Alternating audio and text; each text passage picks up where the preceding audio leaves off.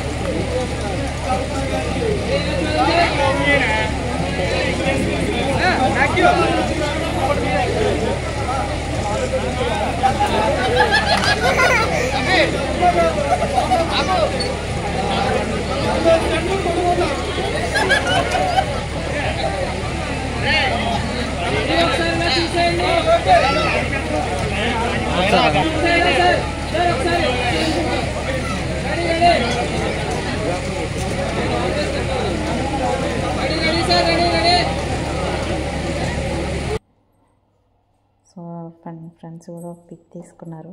Next మేము కూడా ఇంకా అన్నయ్యకి గిఫ్ట్ ఇచ్చేసి వెళ్దాం అనుకున్నాము. మేమైతే అరతులం రింగ్ పెట్టామండి అన్నయ్యకి. సో లేట్ అవుతుంది కదా, వీళ్ళందరూ అన్నయ్య వాళ్ళ ఫ్రెండ్స్, అంటే మా హస్బెండ్ వాళ్ళ కొలీగ్స్, వాళ్ళందరూ కూడా ఒకే బ్యాచ్ కదా, వీళ్ళు విలేజ్ ఫ్రెండ్స్ అండి. మీకు ఈ వ్లాగ్ నచ్చింది అనుకుంటున్నాను. Thanks for watching. Don't forget to subscribe. మీకు ఈ వ్లాగ్ నచ్చినట్టయితే లైక్ చేయండి, షేర్ చేయండి, సబ్స్క్రైబ్ చేయండి. See you in next vlog.